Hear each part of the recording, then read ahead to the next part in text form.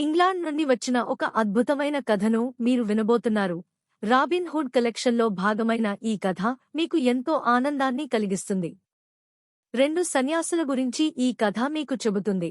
వారి ప్రయాణం ఎలా సాగుతుందో తెలుసుకుందాం. మన కథ ప్రారంభమవుతుంది. ఇంతవరకు జరిగిన కథ. షేరుడ్ అడవిలో ఉన్న నది పక్కన చిన్నపాటి జాతర జరుగుతుంది. అక్కడ ఎన్నో రకాల తమాషాలు, పోటీలు జరుగుతూ ఉంటాయి. చుట్టుపక్కల ఉండే ఊళ్ల నుంచి ఎంతోమంది ప్రజలు ఆ జాతరను చూడ్డానికి వస్తారు. సర్ రిచర్డ్ అనేవాడు ఒక మఠాధిపతి తన నుండి దుర్మార్గంగా లాక్కున్న భూములను విడిపించుకోవడానికి రాబిన్ హుడ్ 400 పౌండ్ల సహాయం చేస్తాడు. ఆ డబ్బు తిరిగివ్వడానికి రాబిన్ దగ్గరకు వెళ్తూ ఆ జాతరలో జరుగుతున్న కుస్తీ పోటీల దగ్గరకు వెళ్తాడు. అక్కడ ఒక బారికాయుడు తనతో పోటీకి వచ్చిన వాళ్ళందర్నీ ఓడించేస్తాడు. అటవీ అధికారులు మద్దతిచ్చిన పోటీదారులందర్నీ ఆ బారికాయుడు ఓడించేయడంతో వాళ్లు సహించలేక అతను తొండి ఆట ఆడుతున్నాడని నిందారోపణలు చేస్తారు. కాని వంతెన మీద నుండి ఆ ఆటను చూస్తున్న రిచర్డ్ మాత్రం అతను ఆడింది న్యాయమేనని, అతనే విజేత అని ప్రకటిస్తాడు. ఆ తర్వాత ఏం జరిగిందో చూద్దాం. మొత్తానికి లిటిల్ జాన్ ఈ పోటీలో గెలిచాడని ప్రకటించారు. అంతకుముందు ఓడిపోయిన వాళ్లల్లో వాళ్లు మళ్లీ పోటీపడే అవకాశం ఉంది. అయితే ఈసారి బహుమతులు కొంచెం చిన్నగా ఉంటాయి. అక్కడ ఉన్నవాళ్లల్లో చాలామంది ఆ బారీకాయుడు న్యాయంగా గెలిచినందుకు సంతోషించారు. కాని అడవి అధికారులు హ్యూబర్ట్ అనేవాడికి మద్దతిస్తున్నారు. అతని మీద బోలెడు పందాలు కాశారు. కాని అతను ఓడిపోవడంతో వాళ్లందరూ నిరాశగా, కోపంగా ఉన్నారు. వాళ్లందరూ ఈ నిర్ణయం సరైనది కాదని, అతను తొండి ఆట ఆడాడని ఆరోపించారు. లిటిల్ జాన్ ఆ ఆరోపణలను ఏమాత్రం లెక్క చేయలేదు. తనకు బహుమతిగా వచ్చిన గుర్రం అతనికి చాలా నచ్చింది. దానిని అన్ని వైపుల నుంచి చూడ్డంలో మునిగిపోయాడు. అంతలో ఆ గుంపులో గుసగుసలు మొదలయ్యాయి. ఇంతకీ ఆ గెలిచిన వ్యక్తి రాబిన్ మనిషి అని అందరూ చెప్పుకోసాగారు. లిటిల్ జాన్ వీలైనంత వరకు వేషం మార్చుకున్నాడు. కాని అతని భారీ శరీరం, వెడల్పైన భుజాలు, కండలు తిరిగిన శరీరం చూసి కొంతమంది అతనిని గుర్తుపట్టేశారు. ఆ పుకారు విన్న అడవి అధికారులు చాలా సంతోషించారు. వెంటనే అతన్ని పట్టుకోవాలనుకున్నారు. వాడు రాజద్రోహి, రాబిన్ హుడ్ మనిషి, పట్టుకోండి అంటూ అరుస్తూ అతని వైపు పరుగుపెట్టారు. వాళ్లు తన వైపు రావడం చూసిన లిటిల్ జాన్ ఒక్క ఉదుటన తన గుర్రమెక్కి బాణంలా ముందుకు దూసుకుపోయాడు. సామాన్య ప్రజలు మాత్రం రాబిన్ హుడ్ మనుషులను ఎప్పుడూ ప్రేమిస్తారు. ఎందుకంటే వాళ్ళు ప్రజల పట్ల ఎంతో దయతో ఉంటారు. ఏ సహాయం కావలసి వచ్చినా వెంటనే చేస్తారు. ప్రజల్లో రాబిన్ హుడ్ పట్ల ఆ కృతజ్ఞతాభావముంది. అంచేత వాళ్ళు లిటిల్ జాన్ తప్పించుకోవడానికి దారి వదిలిపెట్టారు. మళ్లీ అడవి అధికారులు లిటిల్ జాన్ని పట్టుకోవడానికి వెళ్లడానికి వీల్లేకుండా దారికి అడ్డంగా నుంచుండిపోయారు. వాళ్లను ముందుకు కదల్నివ్వలేదు. 1 నిమిషంలో లిటిల్ జాన్ ఆ వంతెన దాటి మరో నిమిషం అందరూ చూస్తుండగానే అడవిలోకి వెళ్లి మాయమైపోయాడు. సర్ రిచర్డ్ గాఢంగా నిట్టూర్చాడు. అతను తప్పించుకోగలిగాడు. హమ్మయ్య అనుకున్నాడు. అతను తప్పించుకోవడం అతనికి, అతని యజమానికి కూడా ముఖ్యం.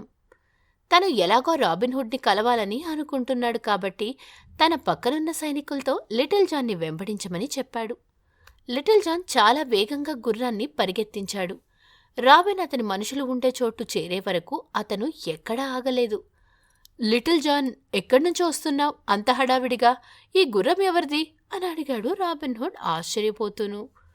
ఈ గుర్రం నాదే మాస్టర్, చాలా న్యాయంగా దీన్ని గెలుచుకున్నాను నేను అంటూ గర్వంగా చెప్పి అక్కడ కుస్తీ పోటీ ఎలా జరిగింది, ఒక అపరిచితుడు వచ్చి ఎలా తన వైపు మాట్లాడినదే అంతా వివరంగా చెప్పాడు.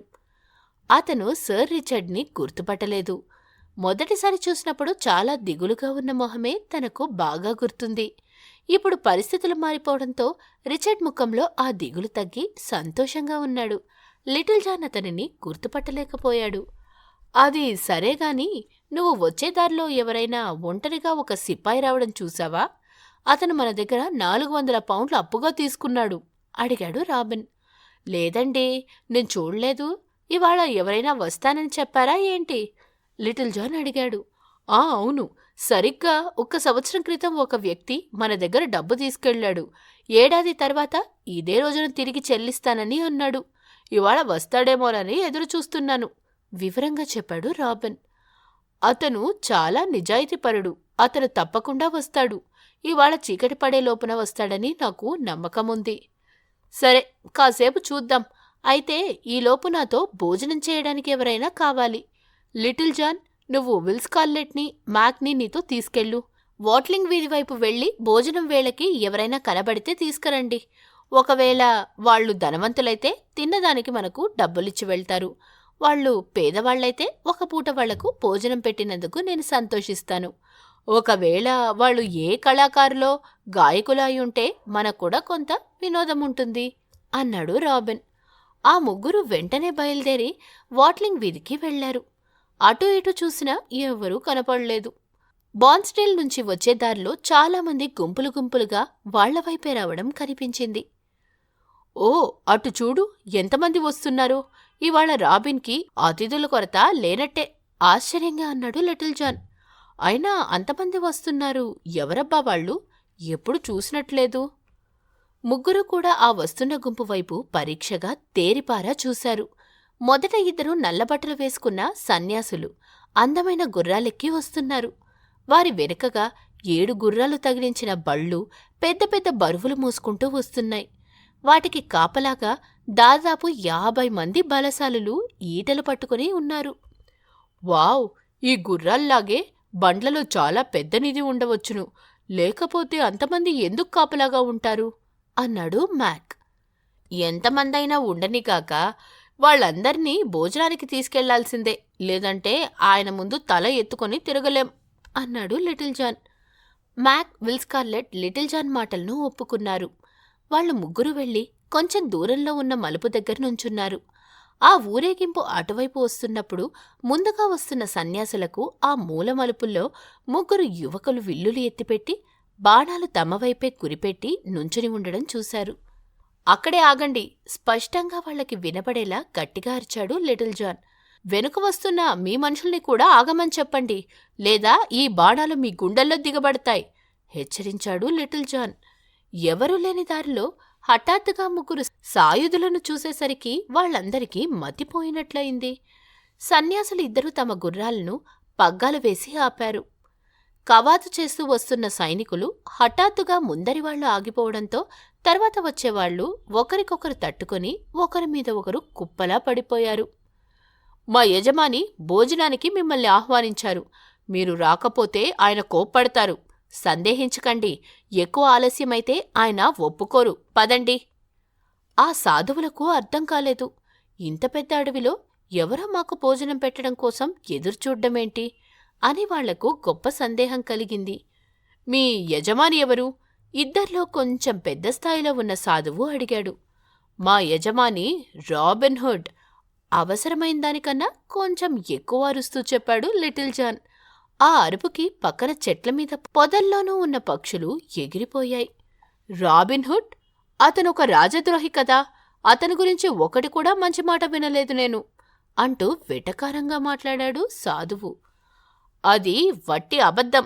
ఈ అడవికి ఆయన రాజు. పైగా మిమ్మల్ని అతిథులుగా భోజనానికి ఆహ్వానించారు. మిమ్మల్ని ఖచ్చితంగా అక్కడికి తీసుకెళ్లి తీరుతాం అన్నాడు. మ్యాక్, విల్ స్కార్లెట్ ఏమీ మాట్లాడలేదు. కాని వాళ్ల చేతుల్లో ఉన్న బాణాలు విల్లులు దించలేదు. వాళ్లకి ఒక్క బాణం కూడా వేయవలసిన అవసరం రాలేదు. ఎందుకంటే లిటిల్ జాన్ తన యజమాని పేరును అంత గట్టిగా అరిచి చెప్పేసరికి సైనికులందరూ జడిసిపోయారు. ఒక్క నిమిషంలో వాళ్లందరూ వెనక్కి తిరిగి పారిపోయారు. వాళ్లు అంతకుముందు రాబిన్ హుడ్ గురించి ఎన్నో కథలు విని ఉన్నారు. అతడు చాలా శక్తివంతుడని, వీరుడని విని ఉన్నారు. తమ ప్రాణాలు కాపాడుకోవాలనే భయంతో కాలికి బుద్ధి చెప్పారు. అంతవరకు రోడ్డంతా మనుషులతో నిండి ఉంది. సైనికులు వెళ్లిపోవడంతో పూర్తిగా ఖాళీ అయిపోయింది. ఇక ఆ రోడ్డు మీద మిగిలింది 2 సాధువులు, 7 గుర్రాలు కట్టిన బండ్లు, వాళ్లకు ఎదురుగా 3 బాణాలు పట్టుకుని నుంచున్నవాళ్లు. పదండి వెళ్దాం అంటూ లిటిల్ జాన్ కవాత్ చేస్తూ ముందుకు దారితీశాడు. వెనక సన్యాసులు, విల్ స్కార్లెట్, మ్యాక్ బళ్ళు బయలుదేరాయి. రాబిన్ను ఈ సన్యాసులు కలిసినప్పుడు ఏం జరిగిందో తర్వాత కథలో తెలుసుకుందాం. ఈ కథ మనకు ఇతరుల పట్ల సానుభూతి, కరుణ చూపించడం యొక్క ప్రాముఖ్యతను నేర్పుతుంది. మీరు ఇంగ్లాండ్, ప్రపంచం నలుమూలల నుండి మరిన్ని కథలను అన్వేషించాలనుకుంటే ఆపిల్ లేదా ఆండ్రాయిడ్ యాప్ స్టోర్స్ నుండి స్టోరీ వేవ్స్ యాప్ను డౌన్లోడ్ చేయండి. స్టోరీ వేవ్స్ సభ్యత్వం నెలకు $1 కంటే తక్కువగా ఉంటుంది. మీ కుటుంబానికి నాణ్యమైన కథలను తీసుకురావడానికి ఇది అత్యంత సరసమైన మార్గాలలో ఒకటి. స్టోరీ వేవ్స్ యాప్లో అన్ని కొత్త కథలు అందుబాటులో ఉన్నాయి మరియు అత్యంత ఉత్సాహభరితమైన కంటెంట్ యాప్లో మాత్రమే అందుబాటులో ఉంటుంది. మీరు యూట్యూబ్ ఛానల్ను సభ్యత్వం చేసి ఇన్స్టాగ్రామ్, టిక్టాక్, స్పాటిఫైలలో స్టోరీ వేవ్స్ను ఫాలో అవ్వండి. వచ్చే కంటెంట్ గురించి అప్డేట్లు పొందండి. మీరు చూసినందుకు ధన్యవాదాలు.